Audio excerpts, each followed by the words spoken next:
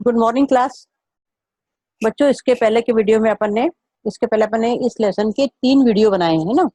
Lesson बहुत बड़ा है, इसलिए भी इसके 4th वीडियो में अपन लेंगे मैदानी प्रदेश, ब्राजील का मैदानी प्रदेश। ठीक है।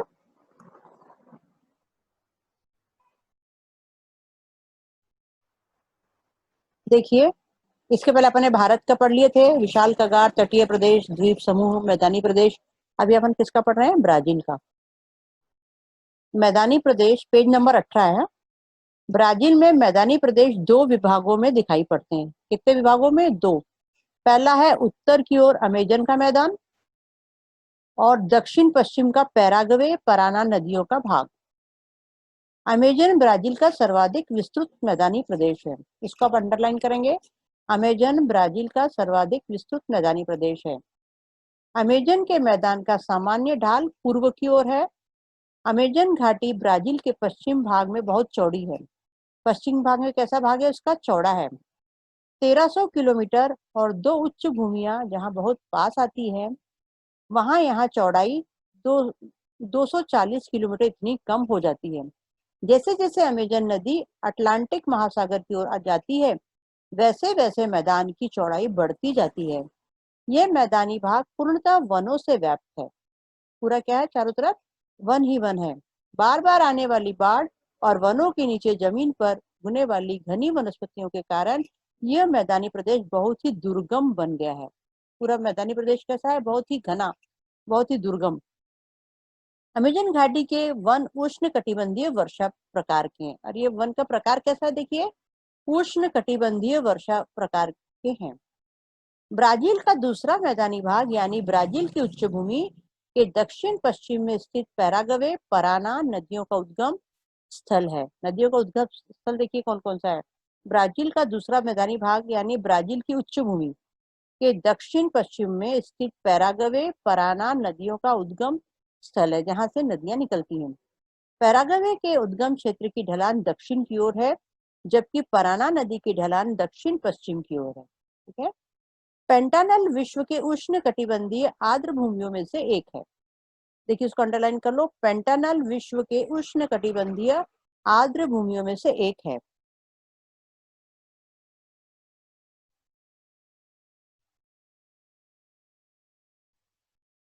यह प्रदेश ब्राजील उच्च भूमि के दक्षिण पश्चिम में फैला हुआ है। और ये कहां पर फैला हुआ है? उच्च भूमि के दक्षिण पश्चिम में फैला हुआ है। पेंटानल दलदल का प्रदेश है। ये भी आप अंडरलाइन करो। पेंटानल क्या है? ये दलदली प्रदेश है और ब्राजील के माटो ग्रासो डो सुल राज्य में है। और इसका राज्य कहाँ पर है स्थित? ये ब्राजील के माटो ग्रासो डो सुल राज्य में। पेंटानल का विस्तार ब्राजील की तरह अर्जेंटीना में भी दिखाई देता है। ये ब्राजील में तो है ही, साथ में और भी कहाँ दिखाई देता है? अर्जेंटीना में भी दिखाई देता है। अब देखिए, द्वीप समूह। मुख्य भूमि के अलावा ब्राजील में कुछ द्वीप भी हैं। इनका वर्गीकरण तटीय एवं सागरीय द्वीपों में किया गया है। जैसे इसके पहले अपन ने भारत का द्वीप समूह पढ़े, तो उसमें क्या क्या देखा था? लक्षद्वीप, अंडमान निकोबार, है ना, ये कहाँ पर स्थित है? अपन ने इसको देखा था। उसी प्रकार अभी अपन काय में देख रहे हैं? ब्राजील का।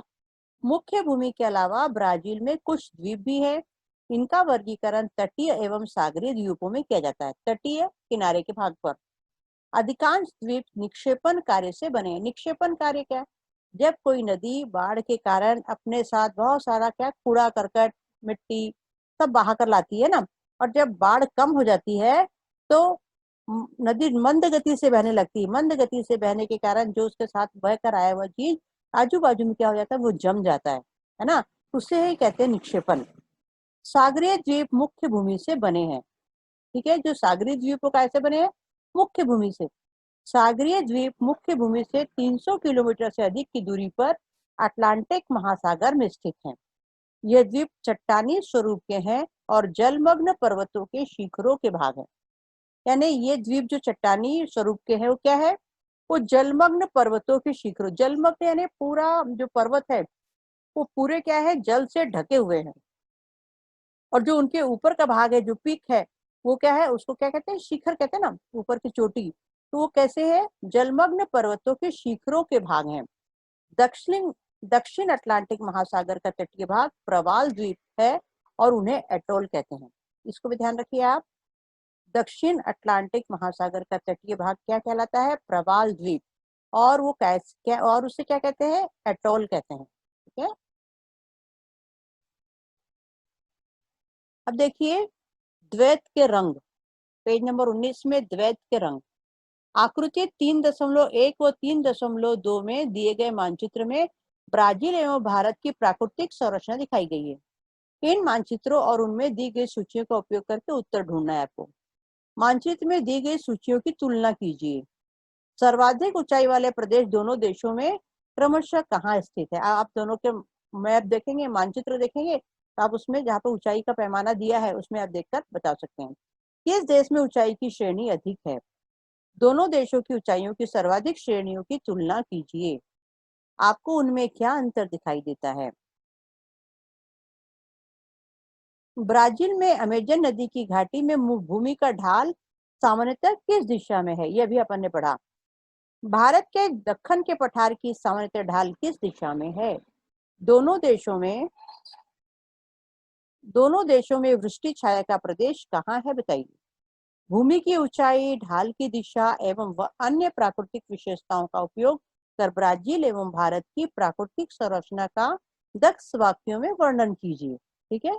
ये आपको जनरल स्वयं अध्ययन के लिए आप इसको पढ़ेंगे। ठीक है।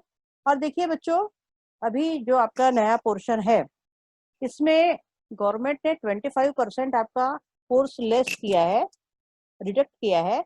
उसमें से पूरे लेसन वाइज नहीं किया है, कुछ कुछ हर लेसन में से कुछ कुछ पोर्शन को हटाया है। जैसे कि ये है ना, करके देखिए वाला। ठीक है। इसको आप पेंसिल से कट कर लेंगे इतना, ये पोर्शन आपको नहीं पढ़ना है। ठीक है। और साथ में ये वाला नदियों का उद्गम क्षेत्र, नदियों की दिशा, ये आपको कट कर लीजिए पेंसिल से। ठीक है, इतना पोर्शन कट कर लीजिए। और उसके आगे देखिए कुछ अधिक जानकारी इस प्रकार है। कुल अपवाह क्षेत्र वर्ग किलोमीटर, गंगा नदी और अमेजन नदी का यहाँ पर डिफरेंस बताया है, इसको आप रीड करेंगे। ठीक है। नदी की कुल लंबाई कितनी है, गंगा नदी कितनी है, अमेजन नदी कितनी है, अपवाह क्षेत्र यानी उनका क्या बताया था मैंने, जाल जो बताया था, नेटवर्किंग जाल, वो नदी में जल के निर्वहन की मात्रा घन मीटर प्रति सेकंड, ये आप इसको रीड करेंगे। अब उसके बाद देखिए भौगोलिक स्पष्टीकरण। भौगोलिक स्पष्टीकरण, ब्राजील अपवाह तंत्र। अपवाह तंत्र का मतलब इसके पहले भी आपने बताया था मैंने, नदियां जो बहती है उसके साथ जो उसकी सहायक नदियां बहती है उसका जो जाल निर्माण होता है उसे क्या कहते हैं? अपवाह तंत्र। एक जाल जैसा निर्माण होता है उसे कहते हैं अपवाह तंत्र।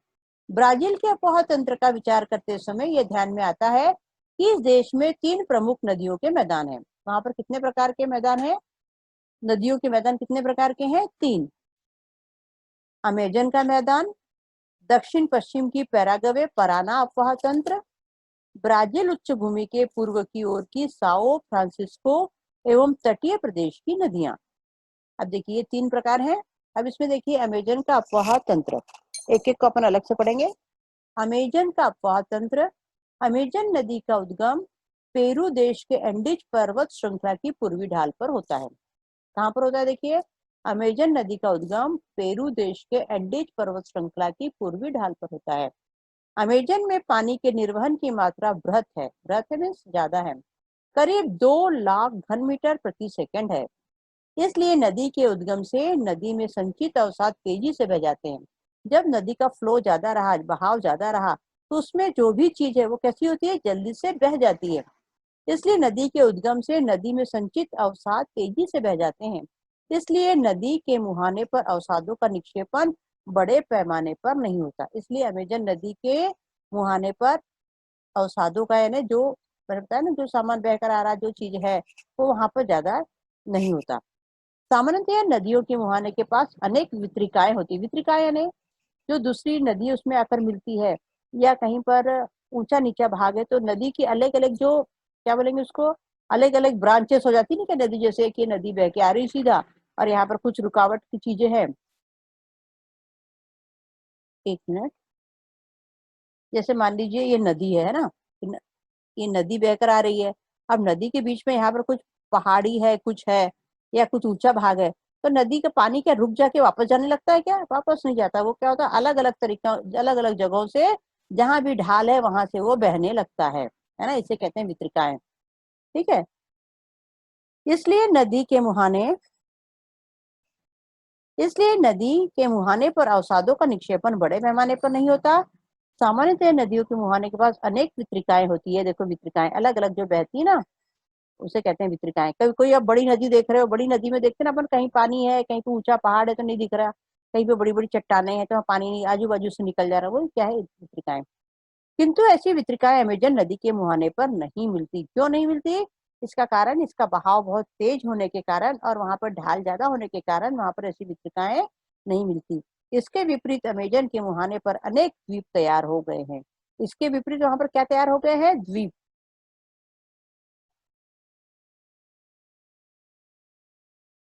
महासागर तट के पास अनेक द्वीप हैं। अमेजन नदी की मुहाने के पास की चौड़ाई करीब कितनी है? 150 किलोमीटर। अपने गांव से 150 किलोमीटर की दूरी पर स्थित किसी दूसरे गांव के बारे में सोचिए, इससे आपको इस दूरी का अंदाजा लगाया जाएगा। अब 150 किलोमीटर की अगर आपको लंबाई देखना है तो कैसे देखेंगे? जैसे आप देखेंगे यहाँ से भंडारा कितने दूर है ना, या यहाँ से कामठी कितने दूर है, वो जितना लंबा रास्ता है उसको अगर आपने देखा तो उसके अनुसार अपन लंबाई देख सकते हैं। अरे बाप रे, इतनी लंबी नदी होगी, ऐसे अपन कल्पना करने के लिए बताया यहाँ पर। इससे आपको इस दूरी का अंदाजा आएगा। अमेजन नदी का अधिकांश भाग परिवहन के योग्य है। अमेजन नदी का अधिकांश भाग परिवहन के योग्य है, यानी कैसे? परिवहन क्या करना है वहां पे? कार चलाना है क्या? नदी में क्या करना है अपने को? परिवहन के योग्य है, यानी वो वहां पर नाव अच्छे से जा सकती है। यातायात के साधन वहां पर सुलभ इसलिए है क्योंकि उसमें बीच बीच में बड़ी बड़ी चट्टाने नहीं है ना, और पानी कहीं पर ऐसे एकदम सैलो नहीं है कि मतलब एकदम कम है तो वहां पे नाव कैसे जाए। इसलिए वहां पर नदी गहरी है, बहाव तेज है, इसलिए, और वहां पे बीच बीच में चट्टाने नहीं है, इसलिए अमेजन नदी का अधिकांश भाग परिवहन के योग्य है, यानी आवागमन के साधन वहां पर कर सकते हैं, जा सकते हैं।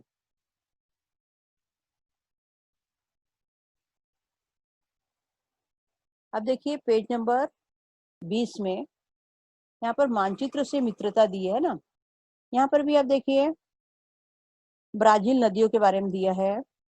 इसको आपको और लुक एक बार करना है, बस मानचित्र को ध्यान में रखिए।